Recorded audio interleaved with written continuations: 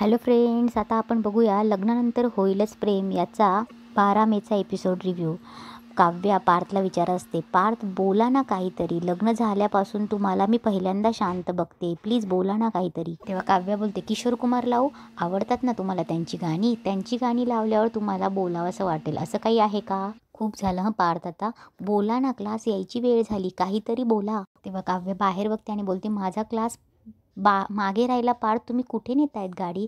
तेव्हा पार्थ बोलतो, तुम्ही रोज जिथे बसतात ना तिथे नेतोय गाडी.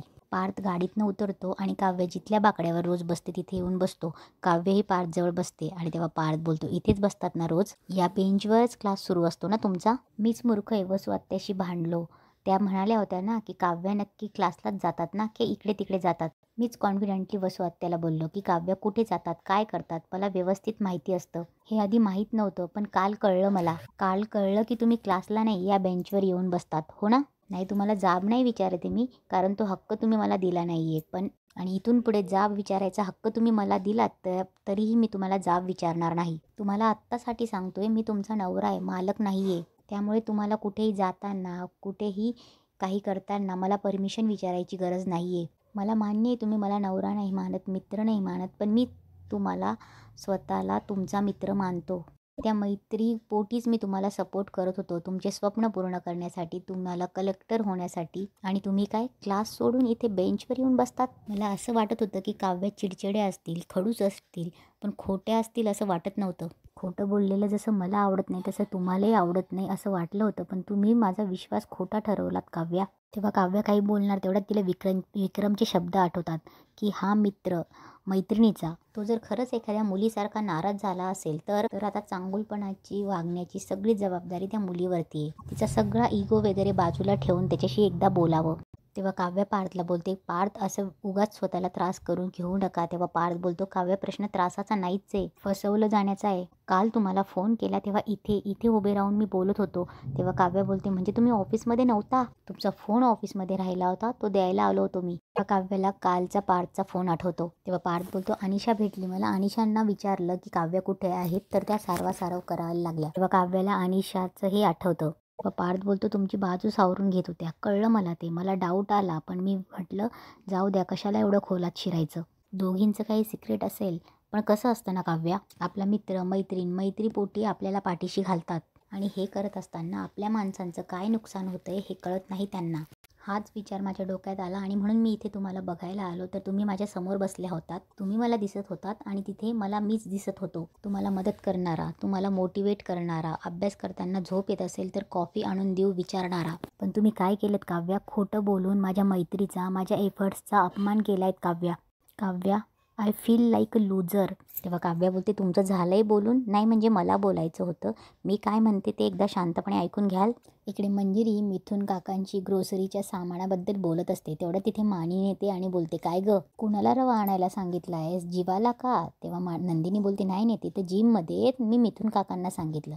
तेव्हा मानिनी बोलते, अरे देवा. तेव्हा नंदिनी बोलते, काय झालं? तेव्हा मानिनी हसते आणि बोलते, तू मिथून भाऊजींना आणायला सांगितलंय म्हणजे धडकीच भरली. तेव्हा मानिनी, मिथून भाऊजी आवली आहेत असं म्हणून त्यांनी मागच्या वेळी काय केलं ते नंदिनीला सांगत असते. मी त्यांना 2 किलो गाजर सांगितले होते हलवा बनवायला, तर ते 2 किलो साखर घेऊन आले आणि त्या दोघी यावर खूप हसायला लागतात. तेव्हा नंदिनी आनंद निवासवरून येते म्हणून सांगून जाते. तेव्हा मानिनी मध्येच बोलते, पण मला सांग, जीवाला गधड्याला हे माहिती आहे की आज काय आहे ते? तेव्हा नंदिनी थोडी शांत होते आणि बोलते, नाही. तेव्हा मानिनी बोलते, नाही म्हणजे तू आता हे मान्य केलंस की जीवा गधडा आहे ते? तेव्हा नंदिनी हसते आणि बोलते, नाही 1 मिनिट, मला तसं म्हणायचं नव्हतं. तेव्हा मानिनी बोलते, अगं चेष्टा केली मी, पण खरं सांगू का, मी जीवावर चिडली. असं कसं विसरतो तो आज काय येते? एरवी नको त्या गोष्टी विसरतो, नेमकं आज काय हे कसं विसरला जीवा? तेवढ्यात जीवा जिम करून येतो आणि बोलतो, काय आहे आज?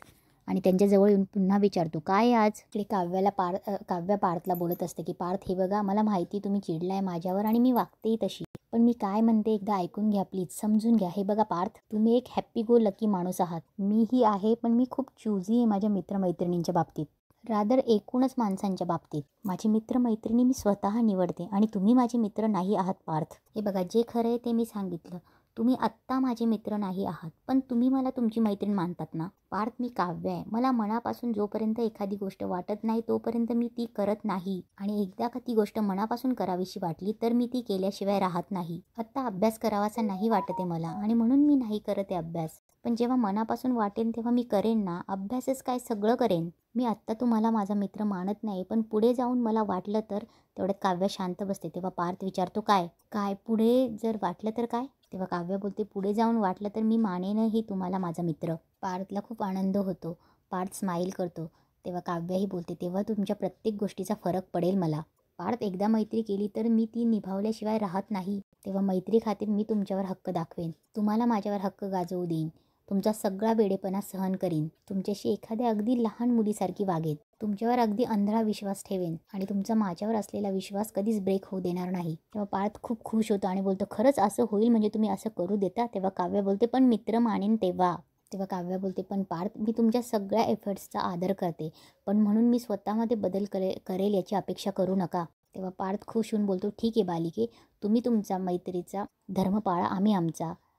तेव्हा जेव्हा तुम्हाला वाटेल तेव्हा तुम्ही मैत्रीचा हात पुढे करा. आम्ही आमचे प्रयत्न असेच चालू ठेवू. आणि पार्थ हसायला लागतो. तेव्हा काव्य बोलते, हा बालिशपणा, या बालिशपणाबद्दल बोलत असते मी सतत. हा बालिशपणा फक्त कमी केला ना तर बाकी सगळं ठीक आहे.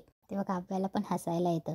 तेव्हा पार्थ बोलतो, हसताना तर अजूनच छान दिसतात तुम्ही. तेव्हा पार्थ स्वतःला सावरतो आणि बोलतो, हसत राहा असंच. तेव्हा पार्थ मागे बघतो आणि बोलतो, इतर वेळी आहेच फिसकटलेली मांजर. तेव्हा काव्या बोलते, काय बोललात तुम्ही? तेव्हा पार्थ बोलतो, हसत राहा. तेव्हा काव्य बोलते, त्याच्या आधी काय बोललात तुम्ही? तेव्हा पार्थ बोलतो, जास्त हसत राहा. तेव्हा काव्य बोलते, पार्थ देशमुख, तुम्ही तोंडाच्या तोंडात असं पुटपुटतात ना, जे तुम्हाला वाटतं मला ऐकायला येत नाही ते सगळं मला ऐकायला येतं. तेव्हा काव्य बोलते, मी मांजर ना, ठीक आहे मी मांजर. आणि तुम्ही पण देशमुखांचा बोकाच आहात, आर्किटेक्ट बोका. तेव्हा पार्थला खूप हसायला येतं. तोही साधा नाही, भारतातल्या टॉप 30 आर्किटेक्टपैकी एक आर्किटेक्ट बोका. तेव्हा पार्थ बोलतो, छान आहे, मला आवडलं. मी आर्किटेक्ट बोका आणि तुम्ही फिसकारलेली मांजर. आणि पार्थ हसायला लागतो. तेव्हा काव्यालाही हसायला येतं. इकडे जीवा बोलत असतो, आई सांगतेस ना काय येते आज? तेव्हा मानिनी बोलते, मी का सांगू काय येते आज? तू तुझ्या बायकोला विचार. तेव्हा जीवा नंदिनीला खुणवतो. तेव्हा नंदिनी बोलते की तुम्हीच सांगा काय ते. तेव्हा नंदिनी बोलते, असू दे आई, मी निघू का, मला उशीर होतोय. तेव्हा मानिनी बोलते, उशीर होते जीवा, सोडून ये ना. तेव्हा जीवा बोलतो, मी? तेव्हा मानिनी बोलते, हो तूच. तेव्हा जीवा बोलतो, हे बघ, आत्ताच मी जिमवरून आलो आहे आणि टी-शर्टही ओला आहे.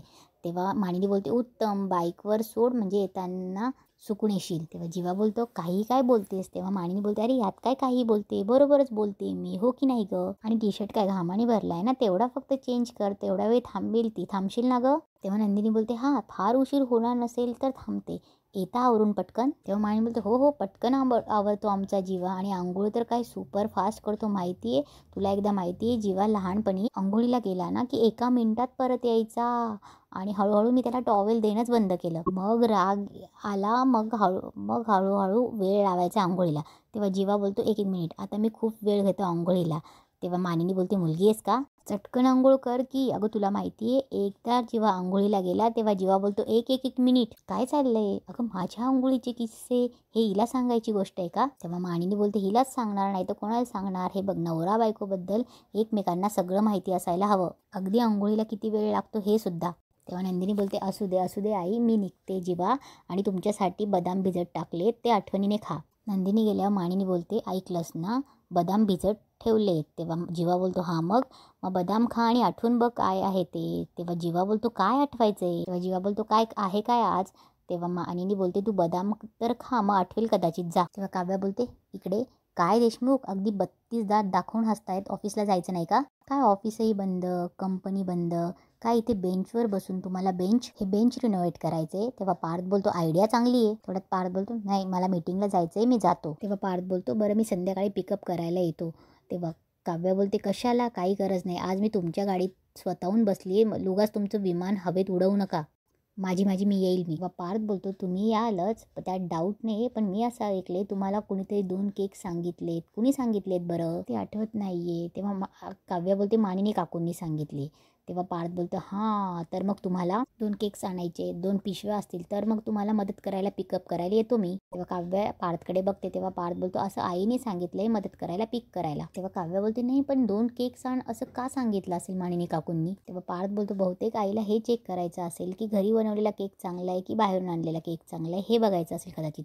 तेव्हा काव्या बोलते काहीही बोलाल, काही बोलून शेंड्या लावणार का तुम्ही मला. नाही तुम्ही आणि तुमची आई दोघांना मिळून म्युझियममध्ये ठेवायला पाहिजे. तेव्हा काव्या बोलते देशमुख चला आता TJY कन्स्ट्रक्शन वाट बघते तुमचं. पार्थ बोलतो येतो मी हां पिकअप करायला पण येतो हां बाय. पार्थ जाता जाता मनात बोलतो की काव्या आज पहिल्यांदा माझ्या पाठी आल्या, माझ्या स्वतःहून माझ्या मागे आल्या आणि आज पहिल्यांदा त्यांनी आपल्या स्वतःच्या पर्सनॅलिटीचं सिक्रेट शेअर केलं. मित्र मानेल अशी होपसुद्धा दिली आणि एक पेटनेमसुद्धा दिलं आर्किटेक्ट बोका. लग्नानंतर बरोबर आज 1 महिन्याने गाडी इथवर पोहोचली आहे. 1 महिन्यात ही प्रोग्रेस आहे म्हणजे होप्स आहेत. वाह. तेवढ्यात पार्थला एक मेसेज येतो. पार्थ मोबाईल बघतो आणि जोरात बोलतो काव्या ज्याने तुमच्यावर हल्ला केला होता त्याचं CCTV फुटेज मिळालं आहे. तेव्हा फुटेज बघून काव्या शॉक होते आणि तिथेच आजचा एपिसोड संपतो.